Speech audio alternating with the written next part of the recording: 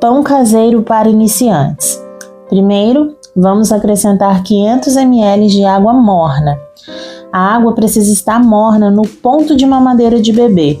Imagine que se ela estiver quente demais, ela vai queimar o seu fermento. Se ela estiver fria, o fermento não vai ativar corretamente. Na sequência, coloque 2 colheres de sopa ou 20 gramas de fermento para pão e você vai mexer bastante. Eu estou usando aqui um batedor de batedeira, mas você pode usar garfo, fouet, o que você tiver aí. Agora vamos acrescentar 8 colheres de sopa de açúcar, mas se você gosta de um pão caseiro menos doce, pode acrescentar apenas 6 que dá certo. Mexa bastante e na sequência vamos ativar o fermento. Esse processo ele é essencial. É ele que vai fazer o seu pão crescer. Eu já fiz de outras maneiras, mas essa foi a que mais deu certo. Você vai acrescentando o trigo aos poucos e mexendo. Coloca um pouquinho, mexe. A ideia aqui não é jogar o trigo de uma vez, é fazer com que o fermento ele seja ativado, para que quando a gente colocar a massa para descansar, ela cresça. Então, se você observar, eu coloquei trigo 3 vezes, mexi, até chegar nesse ponto, onde tem várias bolinhas de ar. Isso indica que o fermento está ativado e que podemos seguir. Acrescente agora um ovo. Esse ovo que estou usando era grande. Se o seu ovo for daqueles muito pequenininhos, o ideal é que acrescente 2 e mexa. Na sequência, 125 ml de óleo. Mexa mais um pouco. Agora nós vamos acrescentar o trigo. Eu divido essa etapa em 3, para garantir que eu não vá perder o ponto da massa e colocar mais trigo do que a massa realmente precisa. Mas já adianto, nós vamos usar em média de 1 kg a 1,3 kg. Depende muito do tamanho do ovo que você usou. A cada vez que colocamos o trigo, é importante que mexa para misturar o trigo na massa e quebrar as bolinhas. Na segunda vez que estou colocando o trigo, eu acrescento 1 colher de chá de sal. É importante que coloque esse sal em cima da massa e não direto dela. Isso evita que o sal estrague o seu fermento. Mais uma vez, depois de acrescentar o trigo, mexa bastante para misturar todo esse trigo na massa e ir quebrando as bolinhas, facilitando muito na hora da sova. Aqui já foi 1 kg de trigo. Você vai começar a observar que a massa começa a ficar pesada, ou seja, está chegando no ponto de sova, aquele ponto que a gente coloca na bancada e começa a amassar a massa até que ela fique lisinha, pronta para descansar. Eu estou usando uma colher de sopa normal nessa etapa, mas se você tiver uma colher de pau, é melhor ainda. Mas se não tiver, como eu, use o que você tem. Antes de jogarmos a massa na bancada, vamos mexer o máximo que dá para evitar que suje muito a nossa bancada e que essa massa grude muito na nossa bancada, além de conseguirmos ver o ponto que ela está. A minha está bem úmida, então vou precisar de mais trigo.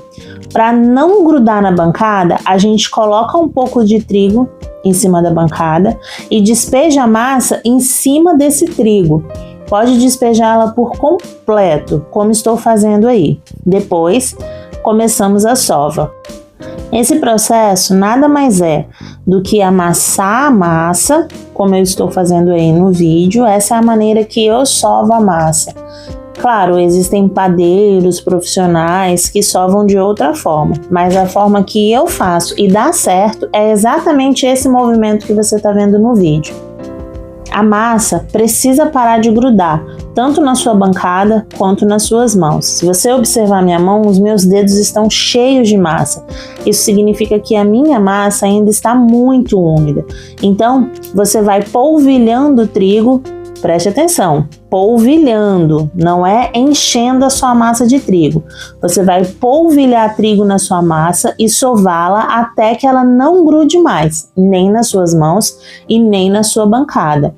É importante que a sua massa não fique seca, senão o seu pão caseiro no dia seguinte já vai estar seco e esfarelento. Bom, a minha massa já chegou no ponto. Se você observar, ela está visivelmente úmida, mas não está grudenta e também está macia. Esse é o ponto correto da massa. Está pronta para descansar. Para a massa crescer, ela precisa descansar. Por isso vou polvilhar um pouco de trigo no fundo da vasilha, colocar a massa, tampar com um pano e levar ao forno desligado por 1 hora. Se a sua região for fria, coloque dentro do forno uma vasilha com água fervendo. Isso vai garantir o crescimento dela. Lá se foi o primeiro descanso. Já polvilhei um pouco de trigo na minha bancada e agora eu vou despejar essa massa na bancada e vou fazer os pães, modelar os pães. Hoje eu vou mostrar para vocês 2 formatos que eu costumo fazer, mas o processo é basicamente esse. A gente despeja esse pão na bancada sobre o trigo, só para garantir que não vai grudar, enrola levemente essa massa e corta as porções. Se você tiver uma balança digital, você pode fracionar ela seguindo o mesmo tamanho. Como eu estou fazendo para minha família e não tenho balança digital, estou cortando aí medindo mais ou menos uma distância de 5 dedos de uma massa para outra. Essa massa vai render 5 pães, mas se você quiser pães maiores, é só dividir em menos porções. Para modelar os pães, eu vou usar esse copo. Ele é daqueles copos de alumínio bem durinhos de 500 ml. Mas se você tiver o rolo aí, pode usar também, é até melhor. É porque eu não tenho mesmo.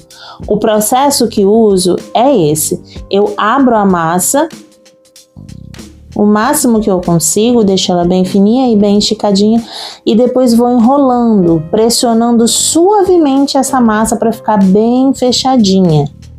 E de forma bem simples, a gente já tem o primeiro pãozinho. Eu optei por fazer o segundo pãozinho numa forma diferente. Então eu dividi uma das minhas porções em 2, abri a massa novamente e enrolei exatamente como eu fiz o pão grande. A diferença é que nesse formato eu vou precisar de 2 tiras, como se fossem 2 minhocas, porque depois eu vou enrolar uma na outra, fazendo um pão em formato espiral. Então eu faço o processo 2 vezes, porque lembra, eu quero 2 tiras. Vou acelerar para o vídeo não ficar muito grande. Bom, agora com as 2 tirinhas, vamos uni-la no topo e simplesmente jogar uma perna para um lado e passando uma por cima da outra, exatamente como o movimento do vídeo.